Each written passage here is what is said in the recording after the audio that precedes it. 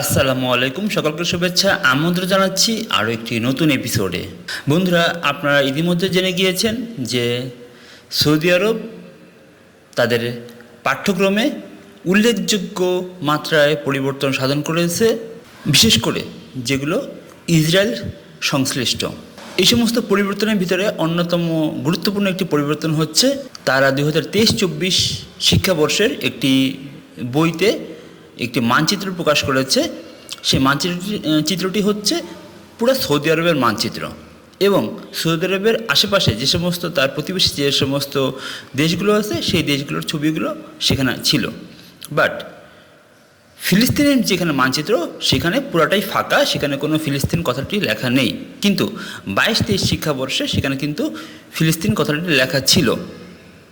এছাড়া ইসরায়েলের প্রতি বৈরীভাবাপন্ন বেশ কিছু শব্দ তারা একদম বই থেকে মুছে দিয়েছে। যেমন তারা ইসরায়েলকে উদ্দেশ্য করে আগে শত্রু বা জায়নিস্ট শত্রু এই ধরনের শব্দ ব্যবহার করতো, বাট এখন তারা এই ধরনের শব্দ ব্যবহার করছে না। তারা ফিলিস্তিনের রাজধানী হিসেবে পূর্ব জেরুজালেমকে উল্লেখ করেছে এবং পূর্ব জেরুজালেমকে বলেছে তারা অধিকৃত অঞ্চল। কিন্তু যেখানে তারা আগে ফিলিস্তিনের রাজধানী জেরুজালেম বলতো, বাট এখন বলছে পূর্ব জেরুজালেম হচ্ছে ফিলিস্তিনের রাজধানী।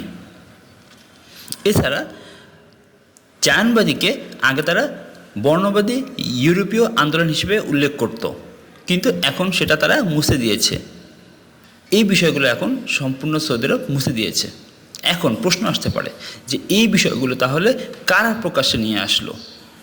আপনারা জানলে অবাক হয়ে যাবেন যে ইম্প্যাক্ট এসি নামক একটি গবেষণাধর্মী প্রতিষ্ঠান যারা এই বিষয়টাকে প্রকাশ নিয়ে এসেছে, তারা মূলত একটি ইসরায়েল ভিত্তিক গবেষণাধর্মী প্রতিষ্ঠান। তাদের দুইটি কার্যালয় রয়েছে, সেটা একটা হচ্ছে ইউকেতে, যুক্তরাজ্যে, এবং আরেকটি হচ্ছে ইসরায়েলে। এরকম ইসরায়েলপন্থী বা ইসরায়েল সংশ্লিষ্ট বা ইসরায়েলে কেন্দ্রিক একটি গবেষণাধর্মী প্রতিষ্ঠান এই বিষয়টাকে সামনে নিয়ে এসেছে। এবার প্রশ্ন আসতে পারে যে সৌদি আরবই বা এই কাজটা কেন করছে, সৌদি আরব ইসরায়েলকে এই মুহূর্তে কেন স্বীকৃতি দিচ্ছে বা এই কাজগুলো কেন করছে? আপনারা হয়তো ইতিমধ্যে জেনে গিয়েছেন যে মোহাম্মদ বিন সালমান, যিনি সৌদির ক্রাউন প্রিন্স বা বলতে গেলে অলিখিতভাবে সেই আসলে মূলত সৌদি আরবের এই মুহূর্তের কিং, তিনি ভিশন 2030 নামক একটি ভিশন প্রকাশ করেছে। 2030 সাল নাগাদ সে একটি নতুন সৌদি আরব বিনির্মাণের চেষ্টা করছে। যেই সৌদি আরবটি হবে তেল সমৃদ্ধ সৌদি আরব নয়, সেটি সম্পূর্ণ হবে তেলের বাইরে একটি অর্থনীতি সমৃদ্ধ একটি সৌদি আরব। এবং তারই ধারাবাহিকতায় অলরেডি তারা নিয়ম সিটি চালু করেছে, তারা ব্রিক্সে যোগ দিয়েছে, তারা IMEC নামক একটি প্রতিষ্ঠানে তারা যোগ দিয়েছে। এর কারণ আছে, কারণ সৌদি আরব ইতিমধ্যে জানে যে পৃথিবীতে অলরেডি রাশিয়া, চীন, ইরান কেন্দ্রিক একটি মেরু তৈরি হয়েছে।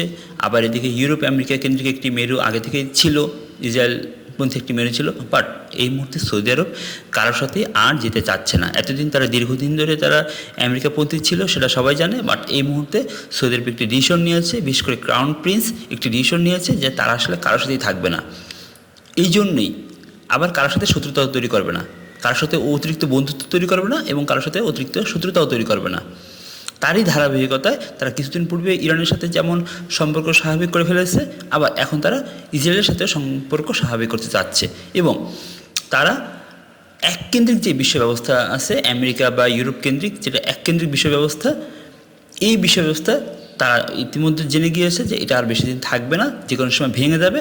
এরপর হবে বহুকেন্দ্রিক বহুপাক্ষিক বিশ্ব ব্যবস্থা, যেখানে আসলে একজন মোরালের কথা চলবে না, বিশ্ব অনেকগুলো মোরাল সেখানে থাকবে। সেখানে আমেরিকা থাকবে, ইউরোপের দেশগুলো থাকবে, সেখানে রাশিয়া থাকবে, চীন থাকবে, ইরান থাকবে। তাই সৌদি আরব হয়তো মনে মনে প্ল্যান করছে যে সৌদি আরবও চাচ্ছে যে সেরকম একটি বড় আকারের একটা রিজনাল পাওয়ার এবং একটি অর্থনৈতিক একটা ভালো সমৃদ্ধ একটা পাওয়ার হিসেবে এখন থেকে নিজেদেরকে তৈরি করতে, এবং সে এখন থেকে আসলে কারোরই পা চেটে চলবে না, কারোর এককভাবে কারো সখ্যতা নিয়ে চলবে না, সে আসলে সবার সাথে সমান বন্ধুত্ব রাখবে। মূলত আমরা যেটা চিন্তা করি যে পবিত্র মক্কায় এবং মদিনা কেন্দ্রিক যেই সৌদি আরব, যে তারা ইসলামী বিশ্বের লিডার, আসলে এখন সৌদি আরব আর সেই ইসলামিক বিশ্বের লিডার আসলে হতে চাচ্ছে না, সে চাচ্ছে এখন পুরো ওয়ার্ল্ডের লিডার হতে।